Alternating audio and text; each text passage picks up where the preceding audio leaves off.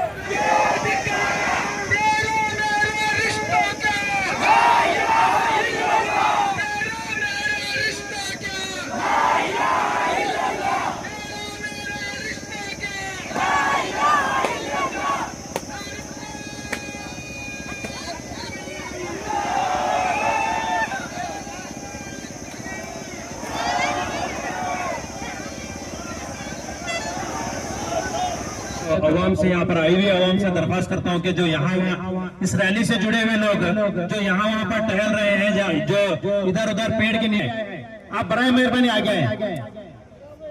मैं अपनी बात को शुरू करने से पहले स्टेज पर तशरीफ फरमा यहाँ के जिम्मेदारान मुद्देबाल के मैं उनका इस्तकबाल करते हुए साथ ही साथ हमारे समीर हुनजगी साहब जो यूथ फेडरेशन के सदर हैं और एसडीपीआई के नायब सदर हैं, तो उनसे मैं उनके इस्तेमाल करते हुए अपनी बात की शुरुआत करना चाहता हूं कि जिस कदर हमारे बीजापुर डिस्ट्रिक्ट का एक एमएलए जो बीजापुर कॉन्स्टिट्यूएंसी से ताल्लुक रखता है, एक जबानी तौर पर एक आजाद कुत्ता होकर जो है आजकल अपनी बातों को अपने स्टेज पर रख रहा है।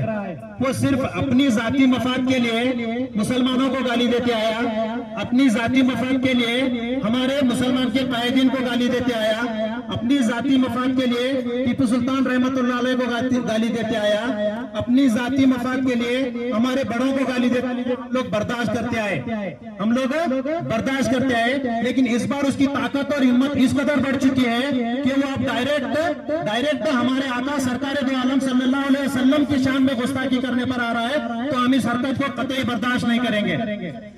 अगर उसे मालूम होता, उस नालायक कुत्ते को अगर इस बात का अंदाजा होता कि हुजूर अकरम सल्लल्लाहु अलैहि वसल्लम इस दुनिया के लिए रहमतुल आलमीन बन के आए हैं, दुनिया के लिए रहमतुल आलमीन बन के आए हैं, ना कि सिर्फ रहमतुल मुस्लिमीन।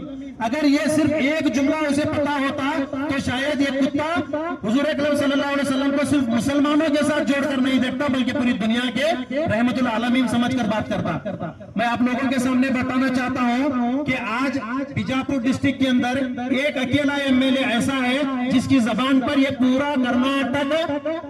पूरा कर्नाटक रोक नहीं लगा पा रहा।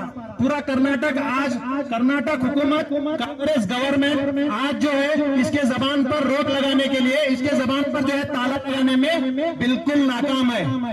हमारी दरखास्त यह है, हमारी गुजारिश यह है कि हमारा एक मुस्लिम कम्युनिटी का एक बड़ा मजमुआ, यानी कि मैं कहना चाहता हूं टोटल माइनॉरिटीज का एक बड़ा मजमुआ कांग्रेस हुकूमत को अपनी सारी कम्युनिटी में सारे 90% वोट दिलाकर आज तुम्हें रियासत के अंदर इख्तिदार में लाया हुआ है। लेकिन आज जब तुम हमारे बातों को नहीं सुनोगे, तुम हमारे सेंटिमेंट्स को जो इस पर अगर तवज्जो नहीं दोगे, तुम हमारी आस्था पर अगर तवज्जो नहीं दोगे, तो याद रखो जिस कदर हमने तुम्हें कुर्सियां नवाजी है, हम तुम्हारी कुर्सियों से उखाड़ फेंकने की भी ताकत रखते हैं। याद रखो, मैं बता रहा हूं आपके साथ।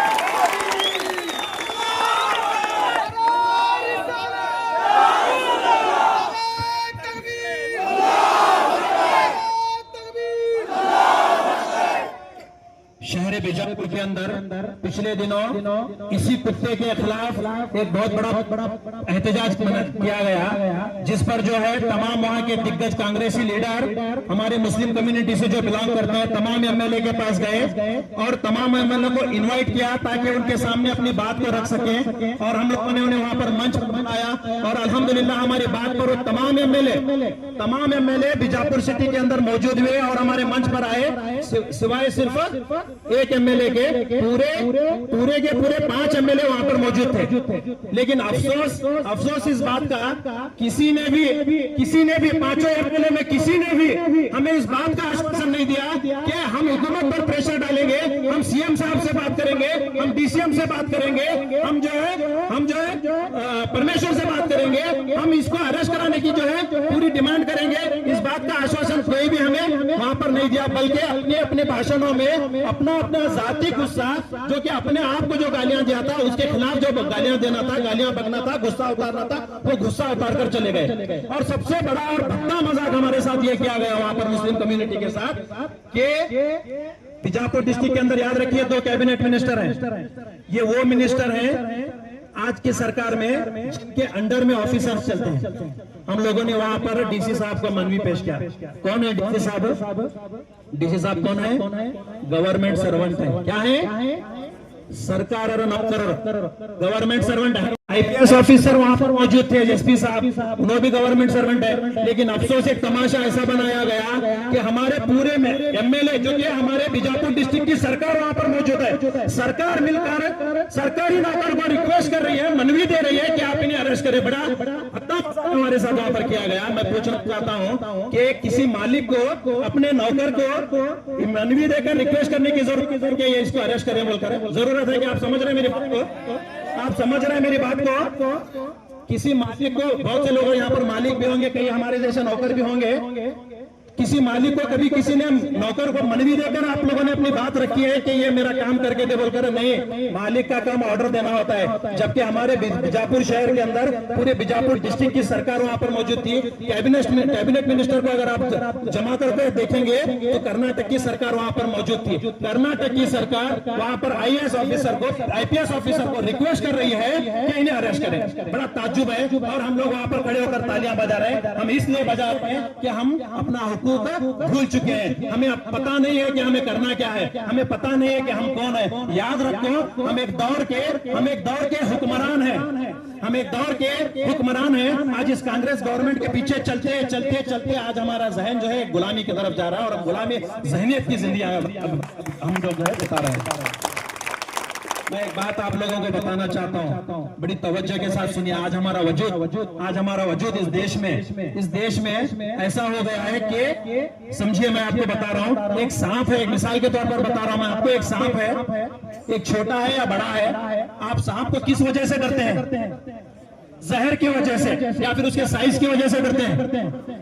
नहीं, साइज की वजह से नहीं डरते लोग, जहर की वजह से डरते हैं। हाँ, जब आपको पता चला कि इसमें जहर निकाला गया है तो आप लोग क्या करते हैं? सांप के साथ खेलने लगते हैं। याद रखिए, उसका साइज आपके लिए मायने नहीं रखता। बेशक हमारे मुसलमान कम्युनिटी की तादाद में जितनी भी हो, याद रखो हमारा जहर ये कांग्रेस गवर्नमेंट की जानिब से निकाल लिया गया है। इसलिए हर कोई कुत्ता हमारी कम्युनिटी के साथ आज जो है खिलवाड़ कर रहा है।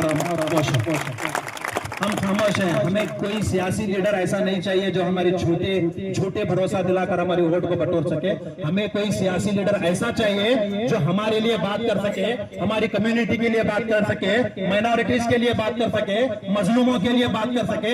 अगर वक्त जेल जाना पड़े तो जेल जाए, अगर वक्त डिपार्टमेंट के लाठियां खाना पड़े तो लाठियां खाए, अगर वक्त फांसी पर चढ़ना पड़े तो फांसी पर चढ़े। ऐसा जिगर रखने वाला नेता हमें चाहिए। याद रखिए आप लोग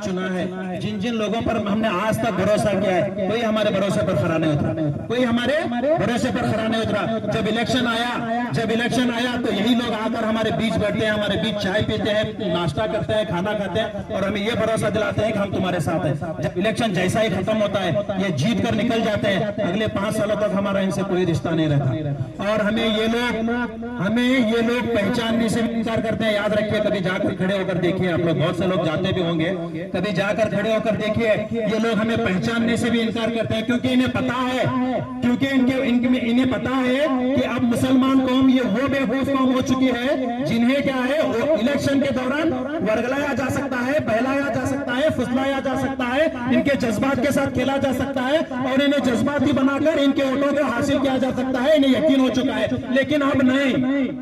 अब आप मेरे साथ मिलकर बोलेंगे, अब नहीं।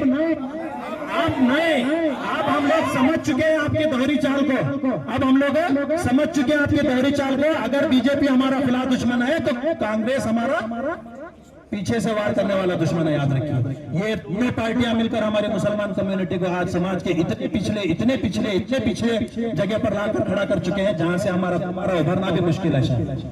अगर आप और हम मिलकर सोचेंगे, अगर आप और हम मिलकर अपना कायद चुनेंगे, 100 सुनिए मेरी बात की बात, 100 MP हमारे अपने हम खुद पार्लियामेंट भेज सकते हैं। याद रखिए, इतनी ताकत ये मुसलमान आज हिंदुस्तान के अंदर रखता है, लेकिन इन्हें बांटा जा रहा है। मैं कहना चाहता हूँ शिवानंद पाटिल साहब ने आज एक स्टेटमेंट दिया कि मैं कांग्रेस पार्टी से रिजाइन देकर और अपने मतदान क्षेत्र से MLA पर रिजाइन देकर मैं बीजापुर में ये कुत्ते के खिलाफ, बसंतगौड़ा के खिलाफ इलेक्शन लड़ूंगा और चैलेंज भी किया।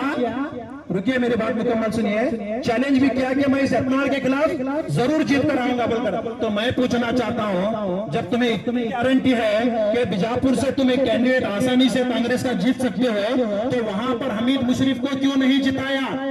वहां पर तुमने अपनी ताकत क्यों नहीं लगाई?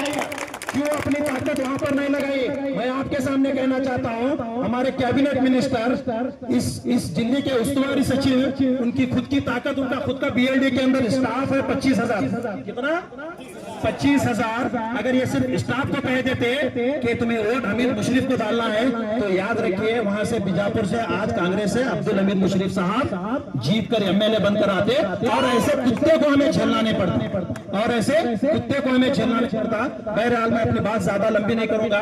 मैं इतना कहना चाहता हूं कि जब इसने अपनी नापाक जबान से अगर हुजूर अकरम सल्लल्लाहु अलैहि वसल्लम की शान में गुस्ताखी करने की अगर साजिश की है, कोशिश की है, तो याद रखिए इतिहास गवाह है। जितने भी लोगों ने हुजूर अकरम सल्लल्लाहु अलैहि वसल्लम का नाम लेकर बुरा भला कहा है, इन लोगों का पॉलिटिकल करियर भी तबाह हुआ है और इनकी जिंदगियां भी तबाह हुई हैं। और हम यहाँ पर खड़े होकर बड़े चैलेंज के साथ कहते हैं कि इंशाअल्लाह इसका भी पॉलिटिकल करियर अब बहुत करीब है कि वह भी तबाह बर्बाद हो जाएगा इंशाअल्लाह।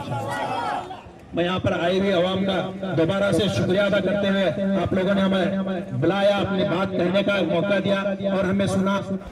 बहुत बड़ी खुशी हो रही है, बहुत बड़ी तादाद के अंदर मोहम्मद सल्लल्लाहु अलैहि वसल्लम की जो गुस्ताखे रसूल किया है, यत्नाड़ कुत्ता, उसके खिलाफ खड़े रहने के लिए दिल और जज्बा चाहिए। बहुत सारे लोगों को हमने बताया इस रैली के बारे में, कोई खड़ा नहीं हुआ, लेकिन नौजवान खड़े होकर इस रैली को कामयाब करे। आप तमाम लोग साथ दिए। जो यत्नाड़ बीजेपी का और मोदी जी का कुत्ता कहता है, मैं मोदी जी का कुत्ता हूं, मैं बीजेपी का कुत्ता हूं कहता है, लेकिन कुत्ते को बाहर निकालने का मकसद क्या है बीजेपी का? लेकिन कुत्ता तो वफादार रहता है। हमारे भास्कर प्रसाद साहब बोलते हैं, नाई नाई अंदर वफादार रहता कुत्ता, लेकिन ये कुत्ते से भी बदतर है, इसीलिए इसको पार्टी से बाहर निकाला है। बाहर निकालने के बावजूद भी ये भोग रहा है कुत्ता। इसे कानून क्या कर रहा है, हमारी यहाँ की कांग्रेस गवर्नमेंट क्या कर रही है? बीजेपी उसे उच्चाटन करने के बावजूद भी फिर भी भोग रहा है। किसकी हिम्मत पर भोग रहा है? ये कानून सख्त से सख्त कार्रवाई करे और इसे अरेस्ट करे, जल्द से जल्द इसे जो हिंदुस्तान में कैपिटल सजा जो है उसको सजा दे। हस्तियों की शान के अंदर गुस्ताखी ना हो, हमारी मुकद्दस हस्तियों की हुर्मत को पामाल ना किया जाए। मैं आखिर में एक शेर कहकर अपनी बात को खत्म करता हूँ। जो राहत इंदौरी साहब ने कहा था कि जमजमो कौसरो तस्नीम नहीं लिख सकता, जमजमो कौसरो तस्नीम नहीं लिख सकता, या नबी आपकी ताजीम नहीं लिख सकता।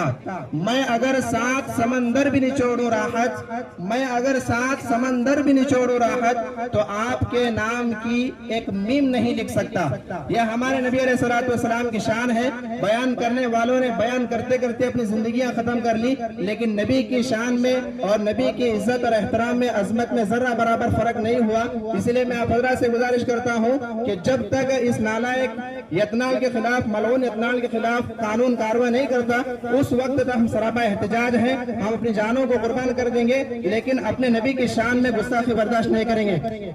सभी कहें, सब साथी नहीं बर्दाश्त करेंगे नबी की शान के अंदर।